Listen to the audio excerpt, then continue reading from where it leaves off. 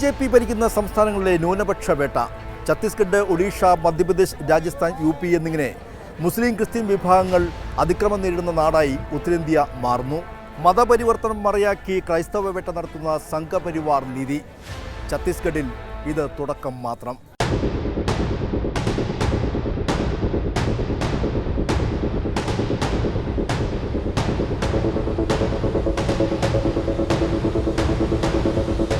बोलना नहीं था तो मुंह तोड़ दूंगी, मैं बता देती हूँ। सुनना, कानून मत बताना मेरे को। ये कानून के जानकार बड़े बैठे, एकदम बड़े कानून के जानकार हैं। ജൂലൈ 25 രാത്രി 8:30 ഛത്തീസ്ഗഡിലെ ദുർഗ് റെയിൽവേ സ്റ്റേഷനിൽ വെച്ച് 2 കന്യാസ്ത്രീമാരും ഒരു ആദിവാസി യുവാവും അറസ്റ്റ് ചെയ്യപ്പെടുന്നു. 3 ആദിവാസി പെൺകുട്ടികൾക്ക് ജോലി വാഗ്ദാനം ചെയ്ത് അവരെ റെയിൽവേ സ്റ്റേഷനിൽ കൂട്ടിക്കൊണ്ടുപോകാൻ ചെന്നപ്പോഴായിരുന്നു ബജ്രംഗളിന്റെ ആക്രമണമുണ്ടായത്. ബജ്രംഗൾ നേതാവ് ജ്യോതി ശർമ്മയുടെ നേതൃത്വത്തിലായിരുന്നു അതിക്രൂരമായ മർദ്ദനം. बोलना नहीं था तो मुंह तोड़ दूंगी, मैं बता देती हूँ। सुनना, कानून मत बताना मेरे को। ये कानून के जानकार बड़े बैठे, एकदम बड़े कानून के जानकार हैं। ജൂലൈ 25 ബജ്രംഗ് ദൾ നേതാവ് രവി നിഗമിന്റെ പരാതിയിൽ ദുർഗ് പോലീസിന്റെ FIR. ഭാരതീയ ന്യായ സംഹിത 143 അഥവാ മനുഷ്യക്കടത്ത് മാത്രമായിരുന്നു ആദ്യ FIR-ൽ. പിന്നീട് നിർബന്ധിത മതപരിവർത്തന പരിധിയിൽ വരുന്ന 1968 ഛത്തീസ്ഗഡ് ധർമ്മ സ്വതന്ത്ര അധിനിയം സെക്ഷൻ 4 FIR-ൽ എഴുതി ചേർത്തു. ഇതോടെ സിസ്റ്റർ പ്രീതി മേരി, സിസ്റ്റർ വന്ദന ഫ്രാൻസിസ്, 19കാരനായ ആദിവാസി യുവാവ് സുഖ്മാൻ മാണ്ഡവിയും അറസ്റ്റ് ചെയ്ത് ജയിലിലകപ്പെട്ടു. എന്തിനായിരുന്നു ഛത്തീസ്ഗഡിലെ BJP സർക്കാർ കന്യാസ്ത്രീമാരെ ജയിലിലടച്ചത്? ഉത്തരം നിസ്സാരം. ആദിവാസി വിഭാഗങ്ങളുടെയിൽ ഈ കന്യാസ്ത്രീമാർ പ്രവർത്തിച്ചു. അവർക്ക് വിദ്യാഭ്യാസം നൽകി. അവരുടെ ജീവിത നിലവാരം മെച്ചപ്പെടുത്താൻ വേണ്ടി ശ്രമിച്ചു. ഇതൊന്നും സംഘപരിവാറിന് സഹിക്കാവുന്നതല്ല.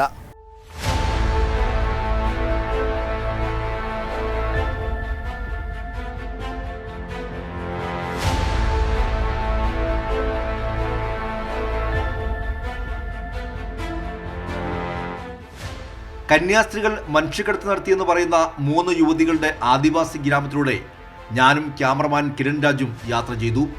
ദുർഗിൽ നിന്നും 250 കിലോമീറ്റർ ദൂരെ നാരായൺപൂർ, അവിടെ നിന്നും 50 കിലോമീറ്റർ ഉൾവന മേഖലയിലെ ആദിവാസി ഗ്രാമത്തിലൂടെ സാഹസിക യാത്ര.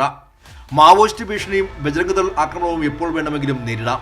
ഇടതൂർന്ന വനത്തിലൂടെയുള്ള ദീർഘയാത്രയിലൂടെ ഞങ്ങൾ വന്നു നിൽക്കുന്നത് പോലീസും ബജ്രംഗളും നിർബന്ധിച്ച് മൊഴിമാറ്റിയ കമലേശ്വരി പ്രധാന്റെ കുക്കുടാജൂറിലെ വീടിന് മുന്നിൽ. കമലേശ്വരി പ്രധാന്റെ അമ്മ ബുദിയ പ്രധാൻ ഞങ്ങളോട് സംസാരിച്ചു. കമലേശ്വരിയെ കൂടാതെ 4 പെൺമക്കൾ കൂടിയുണ്ട്. വീട് നിർമ്മിച്ച വകയിൽ കടബാധ്യതയുണ്ട്. 5 വർഷമായി ക്രൈസ്തവ വിശ്വാസികളാണ്. ഞങ്ങളുടെ അറിവോടെയാണ് മകൾ കന്യാസ്ത്രീകൾക്കൊപ്പം ജോലിക്ക് പോയതെന്നും ആ അമ്മ പറഞ്ഞു. ദീദി, आपका नाम क्या है? बुधिया प्रधान. बुधिया प्रधान. हाँ. आपका मालूम है आपका बेटी आगरे से हाँ जाए मालूम है मला. मालूम है. हाँ. रेलवे स्टेशन में क्या हुआ? वो मारपीट वो ज्योति शर्मा लगई से कथे. हाँ मारपीट करिन मोर बेटी ला. बहुत मारपीट. हाँ बहुत मारपीट करिन. थप्पड़ ऊपर थप्पड़ मारे हैं भाई. बेटी क्या? हाँ. और फिर जैसे जैसे हम अन्नी कहा तैसे झूठ बोलो नहीं तो फिर लड़का मर्सन में नफरत कर वहाँ कह के कहा कथे ज्योति शर्मा. हाँ मारे भाई. आप कब तक ईसाई हैं? हमन 5-6 साल. हाँ 5 साल. हाँ हाँ पकड़े 5 साल के पकड़े. 5 साल के पहले तो मूर्ति पूजा में रहे होगा. हाँ मैं मूर्ति पूजा में रही. बिजली को बताया आपको माता पिता का मालूम नहीं है. हाँ उसने बताई कथे बजरंग दल बाने तोर माँ से, तोर पापा से, तोर घर परिवार से ते यहाँ बता कर नहीं आया है कह के मार धार लगई. हाँ अब के मोर 5 जन बच्चे हैं. हाँ गुड्डी है, गुड्डू नहीं है मोर. 2 बच्चा के हो गए है शादी और 3 बच्चा बाँचे है. घर पे लोन है? हाँ तहान हाँ ये है दिस तहान हम यहाँ और लोन ले हूँ 1.5 लाख लोन लेके एला सीत करे हूँ, बनाए हूँ और ओकर कर्जा ही मोला मरवाए है. हाँ जा बेटी काम करके लान बे पैसा मो लोन पटाए के है. तो एमन की ही हम खाना पीना करके 8,000 देबो. सब कपड़ा लत्ता खाना पीना हमार जिम्मेदार है. और तोला ओकर काम करे के वाला पैसा घला 8,000 देबो किंतान में भेजे रहे मोर बच्चा ला. वो खाना बनाए के काम. हाँ खाना बनाए के काम. का खाना पकाए के काम चाहिए. ओतरीस काम है वो मन बताइए खाना बनाएगा. ബജ്രംഗദളിന്റെ ആക്രമണത്തിൽ ഭയന്ന് ഒളിച്ചു കഴിയുകയാണ് 3 ആദിവാസി യുവതികൾ. ഇടതുപക്ഷ പ്രവർത്തകരാണ് അവർക്ക് അഭയം. ബജ്രംഗദൾ നേതാവ് ജ്യോതി ശർമ്മയ്ക്കെതിരെ നാരായൺപൂർ SP-ക്ക് പരാതി നൽകിയെങ്കിലും സ്വീകരിച്ചില്ല. ഓർച്ച് പോലീസ് സ്റ്റേഷനിൽ പരാതി നൽകിയ ശേഷം തിരികെ വരുമ്പോഴാണ് കമലേശ്വരി പ്രധാൻ കൈരളി ന്യൂസുമായി സംസാരിച്ചത്.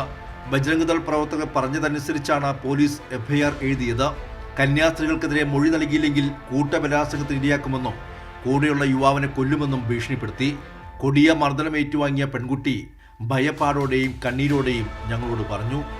आप अपने डन के साथ मर्जी से गया था? जी सर, अपनी मर्जी से, अपनी मम्मी पापा की मर्जी से गई थी सर। उस दिन क्या हो गया रेलवे स्टेशन में? हम लोग बैठे थे सर, तब हम लोग को बजरंग दल वाले धक्का मुक्की करते ले गए सर, और बहुत बुरी तरह से ले गए सर, और अंदर से बंद कर दी सर ज्योति शर्मा में। पुलिस लोगों को निकाल कर बंद कर दी सर, और बहुत गंदा गाली देने लगी कि तुम लोग यहाँ आए हो कि बोल रही थी सर, और बहुत गंदी गाली दे रहे थे। और भैया को भी बहुत मारे, हम लोग को भी बहुत मारे, और बोल रहे थे गौड़ गवार लोग, नीच लोग हो, तुम लोग अपने बूढ़े देव को छोड़कर अन्य धर्म में जाते हो, बोल के गाली दे रही थी सर। बहुत मारे गए? जी सर, बहुत थप्पड़ पे थप्पड़ मारी सर, और भैया को तो लात में खूंद रहे थे सर। आपको 3 लड़के के साथ एक दोस्त को मारा है? जी सर, हमारे तीनों सहेलियों को मारी सर, सिस्टर लोग को भी बहुत गंदा गाली दी सर। पुलिस क्या किया उस टाइम का? पुलिस लोग कुछ नहीं किए सर, बस खड़े होकर देख रहे थे। ये भी नहीं बोले कि बच्चे लोग को क्यों मार रहे हो, बोल के भी नहीं बोले सर। नहीं सर, पूरे लोग नहीं मारे सर, बस मैडम ही मारी सर। आपका पुलिस का कंप्लेंट दिया आज? कंप्लेंट? जी सर, मैं कल अपने गांव में दर्ज कर चुकी हूँ सर। बोलने लगी थी अगर तू नहीं बोलेगी तो तेरे भाई को, तेरे मैम को जेल में डाल देंगे, मार देंगे, और तुम लोग को प्रेप कर देंगे, बोल रहे थे सर। जी सर, बजरंग दल वाले। जी सर, बहुत डर लगता है सर, लेकिन बाहर निकलती हूँ तो सर बहुत डर लगता है। दूर से झुंड को देखती हूँ तो बहुत डर लगता है सर। नहीं सर, हिंदू हैं लेकिन हम लोग क्रिश्चियन को मानते हैं सर। 5 साल का? जी सर, 5-6 साल हो गए सर। मेरी मम्मी बीमार थी तब से है सर। आपके पगले कम का कितना रुपए मिलेगा? 10,000 महीने में बोले थे सर, और आप मतलब कपड़ा रहता, खाना पीना सब देंगे, और तुम लोग को यहाँ तक लाना ले जाना सब हम लोग का काम होगा, बोले थे सर सिस्टर लोग। कुछ घर में काम होगा तो तुम्हारे घर तक छोड़ देंगे, ले जाना सब हम लोग करेंगे, बोले थे सर। आपके माम बताया घर बनाने के लोन करके 1 लाख लोन, बैंक लोन, आप काम करने के बाद में अच्छा लाइफ मिलेगा? जी सर, हम लोग घर में बहुत परेशानी है पैसा का सर, इसलिए मैं जा रही थी सर। मम्मी पापा को पूछ कर घर में बहुत पैसा का तकलीफ होता, और सर बहुत कर्ज में है सर, इसलिए जा रहे थे। अच्छा नहीं चल रहा है सर, कभी तो खाने मिलता है, कभी नहीं मिलता है सर। കന്യാസ്ത്രീകൾക്ക് ജാമ്യം ലഭിക്കാതിരിക്കാൻ ഛത്തീസ്ഗഡിലെ BJP സർക്കാർ സകല അടവുകളും പയറ്റി. മജിസ്ട്രേറ്റ് കോടതി തള്ളിയ ജാമ്യാപേക്ഷ സെഷൻസ് കോടതിയിലെത്തിയപ്പോഴാണ് യാഥാർത്ഥ്യം പുറത്തു വന്നത്. NA ആക്ട് ഉൾപ്പെടുത്തി കത്രിക പൂട്ടിട്ട് കന്യാസ്ത്രീമാരെ അനിശ്ചിതകാലം ജയിലടയ്ക്കാനായിരുന്നു സംഘപരിവാറിൻ്റെ നീക്കം. 2008 രണ്ടാം UPA സർക്കാരിൻ്റെ ഭേദഗതി അനുസരിച്ച് ആദിവാസി വിഭാഗങ്ങളെ മനുഷ്യക്കടത്തി നടത്തിയാൽ NIA ആക്ട് പ്രകാരമുള്ള കേസായി മാറും. ഈ ഊരാക്കുടുക്കാണ് ഛത്തീസ്ഗഡിലെ BJP സർക്കാർ കന്യാസ്ത്രീകൾക്കെതിരെ ചുമത്തിയത്. ഇതോടെ സെഷൻസ് കോടതിയിൽ ജാമ്യാപേക്ഷ പരിഗണിക്കുക പോലും ചെയ്തില്ല. FIR വന്നിരിക്കുന്ന സെക്ഷൻ എന്ന് പറഞ്ഞാൽ സെക്ഷൻ 143 ഓഫ് IPC, അതുകൂടാതെ ഛത്തീസ്ഗഡ് ധർമാന്തര നിയമം സെക്ഷൻ 4, ഈ 2 സെക്ഷനും ആയത് കാരണം മജിസ്ട്രേറ്റ് കോർട്ട് അതിനകത്ത് ഇംപ്രിസൺമെൻറ്റിൻ്റെ കാലാവധി എന്ന് പറയുന്നതിന് എബോവ് 10 years. അപ്പോൾ മജിസ്ട്രേറ്റ് കോർട്ട് പറഞ്ഞ് ഇത് ഇവിടെ ട്രയൽ ചെയ്യാൻ പറ്റത്തില്ലെന്ന് പറഞ്ഞ് അത് നേരെ സെഷൻ കോർട്ടിലോട്ട് ട്രാൻസ്ഫർ ആക്കുമായിരുന്നു. പക്ഷേ നമ്മൾ സെഷൻ കോർട്ടിൽ കൊണ്ടുപോയി ഹർജി ഫയൽ ചെയ്യുന്നതിന് മുമ്പ് തന്നെ സെഷൻ കോർട്ടിൽ നിന്ന് ഒരു ഓർഡർ വന്ന് ഇത് ഇവിടെ ട്രയൽ ചെയ്യാൻ ഒക്കത്തില്ല. സെക്ഷൻ 143 അത് ഹ്യൂമൻ ട്രാഫിക്കിംഗ് ആണ്. അത് ഇപ്പം നാഷണൽ ഇൻവെസ്റ്റിഗേഷൻ ഏജൻസിയുടെ അണ്ടറിലുള്ള കോടതികളിലെ അത് ചെയ്യാൻ പറ്റത്തുള്ളൂ. അതുകൂടാതെ സെക്ഷൻ 4 അതൊരു ജബറൻ ധർമാന്തരൻ എന്നാണ് ഇവിടുത്തെ ഭാഷയെ പറയുന്നത്, അതായത് പിടിച്ചു കെട്ടി മതം മാറ്റുന്ന. ജയ് ശ്രീറാം വിളികളുമായി ബജ്രംഗദൾ പ്രവർത്തകർ ദുർഗ് സെഷൻസ് കോടതിക്ക് മുന്നിൽ അഴിഞ്ഞാടുകയായിരുന്നു. ആദ്യം പ്രതിഷേധമായിരുന്നെങ്കിൽ കന്യാസ്ത്രീകൾക്ക് ജാമ്യം നിഷേധിച്ചോടെ അത് ആഹ്ലാദ പ്രകടനമായി മാറി.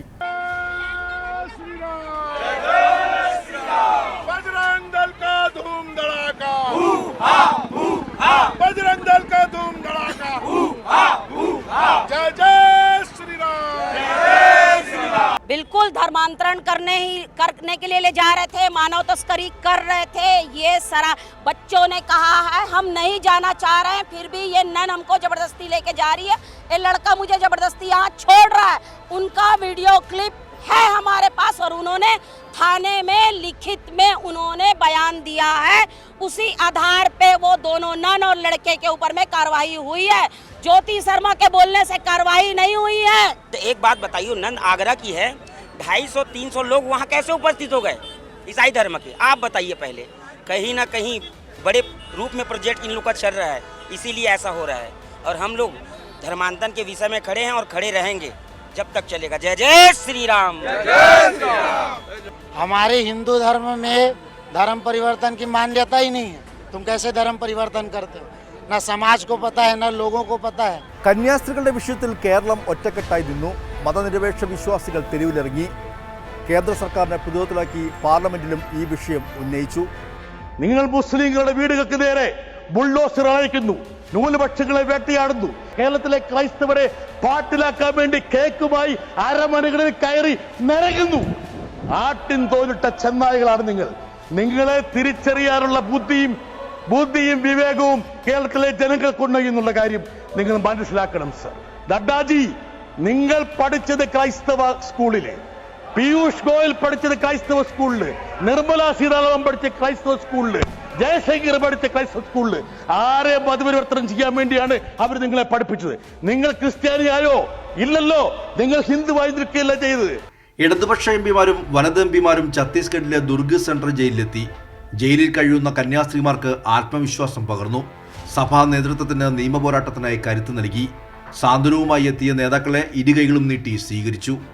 Yes, this is part of the Hindutva agenda to attack the minorities of this country, to destroy the constitution. This is part of the Hindutva agenda.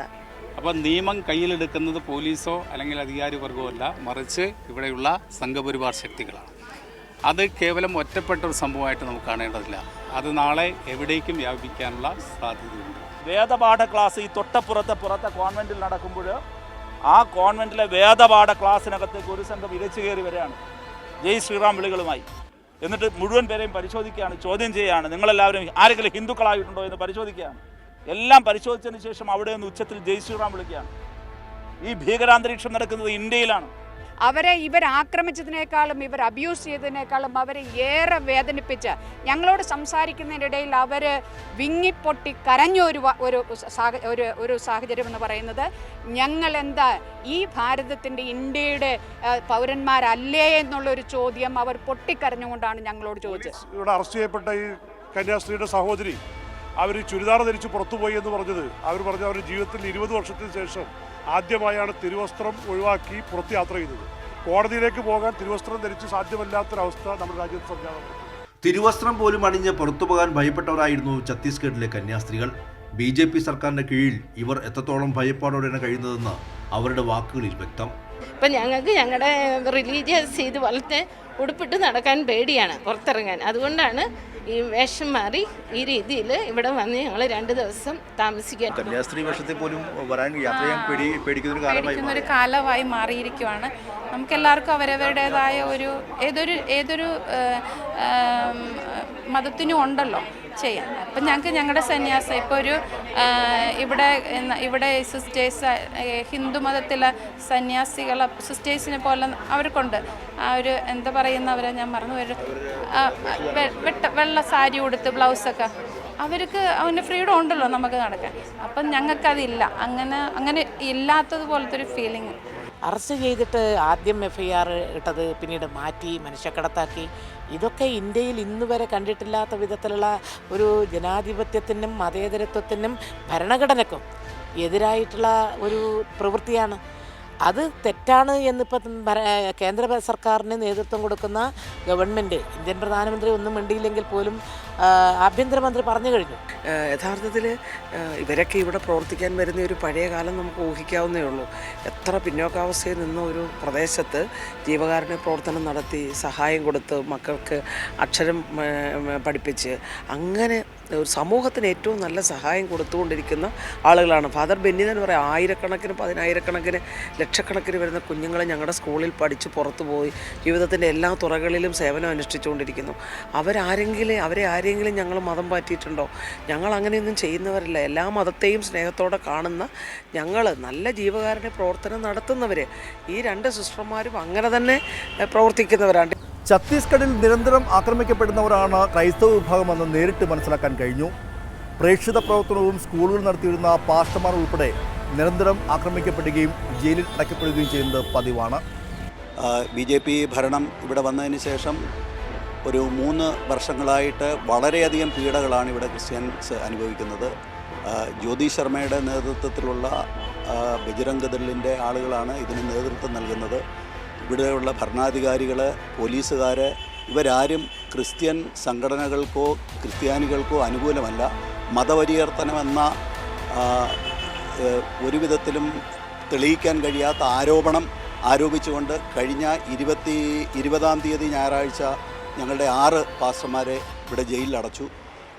അവർ വന്ന് ബഹളമുണ്ടാക്കി ഇവിടെ ഒരു ചർച്ചിൽ, കൈലാസ് നഗർ എന്ന് പറയുന്ന സ്ഥലത്ത്. പ്രത്യേകിച്ച് ഈ BJPയുടെ ഭരണം വന്നത് മുതൽ ഓരോ ഡിസ്ട്രിക്റ്റിലും അവർ ഓരോ സൺഡേയിലും ചർച്ചിൽ പോകുന്നുണ്ട്.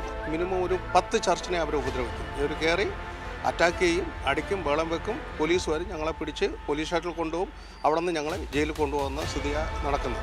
കോൺഗ്രസിൻ്റെ ഭരണകാലത്ത് ഞങ്ങൾ വിചാരിച്ചു ഞങ്ങൾക്ക് അനുകൂലമായിട്ട്, ക്രിസ്ത്യാനികൾക്ക് അനുകൂലമായിട്ട് തന്നെ നിൽക്കും. ക്രിസ്ത്യാനികൾക്ക് മേളിൽ കോൺഗ്രസ് ഭരണമായിരുന്നാലും BJP ഭരണമായിരുന്നാലും കള്ള കേസുണ്ടാക്കി മതപരിവർത്തനത്തിൻ്റെ പേരിൽ. മതപരിവർത്തനം എന്ന് പറഞ്ഞു കഴിഞ്ഞാൽ യഥാർത്ഥമായും മതപരിവർത്തനം നടക്കുന്ന കളക്ടറിൻ്റെ ഓർഡറോട് കൂടിയാണ് നടക്കുന്നത്.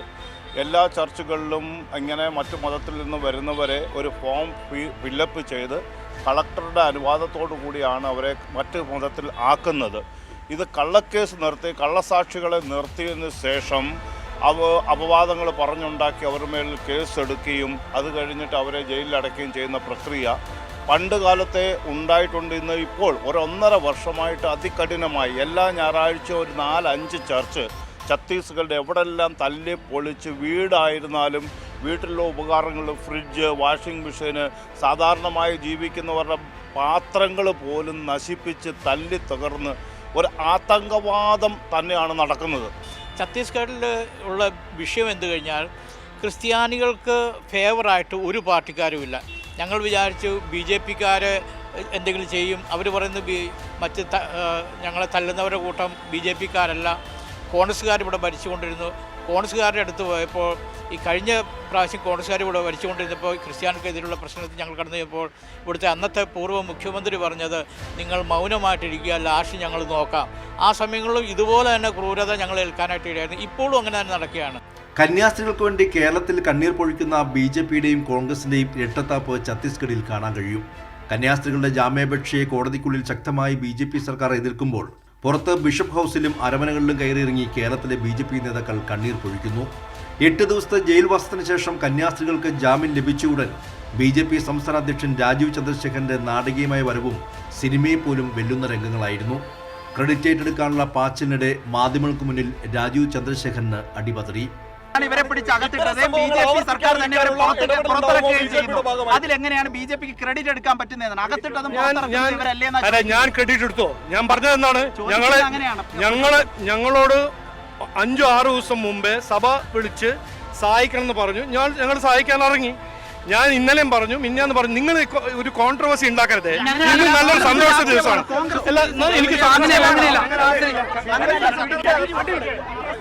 മുഖ്യപ്രതിപക്ഷമായ കോൺഗ്രസ് ആകട്ടെ ഛത്തീസ്ഗഡിൽ കന്യാസ്ത്രീകൾക്ക് വേണ്ടി ശബ്ദമുയർത്തിയില്ല.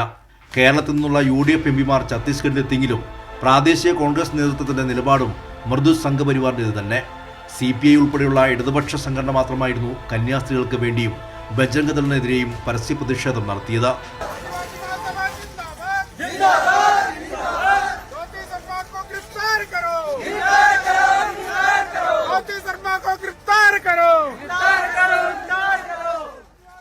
ഇടതുപക്ഷ MPമാരായ doctor John Brittas, P. Santhosh Kumar, Jose K Mani എന്നിവരും ജയിൽ മോചന ദിവസം ഛത്തീസ്ഗഡിൽ എത്തിയിരുന്നു. മധുരം വിതരണം ചെയ്തായിരുന്നു MPമാർ ജയിൽ മോചനം ആഘോഷിച്ചത്. ഭരണഘടന ഉയർത്തിപ്പിടിക്കാനാണ് തങ്ങൾ ഛത്തീസ്ഗഡിലെത്തിയതെന്ന് വ്യക്തമാക്കിയ MPമാർ കന്യാസ്ത്രീകൾക്കെതിരായ എഫ്ഐആർ റദ്ദാക്കണമെന്നും ആവശ്യപ്പെട്ടു. ഈ 9 ദിവസക്കാലം ഈ കന്യാസ്ത്രീകളെ ജയിലിലിട്ടതിന് ഇവർ ഇന്ത്യയോട്, ഭരണഘടനയിൽ വിശ്വസിക്കുന്ന ജനങ്ങളോട് മാപ്പ് പറയുകയാണ് ചെയ്യുന്നത്. മത പരിവർത്തനമാണെന്നല്ല ഇവിടുത്തെ മുഖ്യമന്ത്രി ഉൾപ്പെടെയുള്ള പറഞ്ഞത്. എന്തിനാണ് ഇവിടുത്തെ MP പാർലമെന്റിനകത്ത് പറഞ്ഞത്? എന്താണ് ഇത്രയും വലിയൊരു പ്രതിഷേധം കേരള സമൂഹം മുഴുവൻ ഉയർത്തിയതിന്റെ ഭാഗമായിട്ടാണ് ഇങ്ങനെ ഒരു റിസൾട്ട് ഉണ്ടായത്. ഇതുകൊണ്ടാകുന്നില്ല, ഇത് മുഴുവൻ സ്ക്വാഷ് ചെയ്യണം. ഇനിയും ഇവർ കളിക്കും. ഈ കേരളത്തിൽ ഈ കന്യാസ്ത്രീമാർക്കെതിരെ നിരന്തരം ദുഷ്പ്രചരണം നടത്തിക്കൊണ്ടിരിക്കുന്ന ഈ ഹിന്ദു ഐക്യവേദിയെയും ഈ RSS ബജരംഗദളിനെയൊക്കെ ഇവർ നിയന്ത്രിക്കാൻ ശ്രമിക്കും. ഞങ്ങൾക്ക് ഒരു രാഷ്ട്രീയവും വരുന്നതിനകത്തില്ല. അവർ മോചിപ്പിക്കപ്പെടുക എന്ന് മാത്രമേ ഉള്ളൂ. ഛത്തീസ്ഗഡും ഒഡീഷയും ഉൾപ്പെടെ BJP ഭരിക്കുന്ന സംസ്ഥാനങ്ങൾ നമുക്ക് നൽകുന്ന പാഠം ചെറുതല്ല. ആരോപണങ്ങളിൽ കേക്കും കിരീടവുമായി എത്തുന്നവരെ നമുക്ക് സ്വീകരിക്കാം. എന്നാൽ ഇവരുടെ ആശയും അജണ്ടയും നമ്മളെ സംരക്ഷിക്കാനല്ല എന്ന യാഥാർത്ഥ്യബോധം തിരിച്ചറിയണം. നന്ദി, നമസ്കാരം.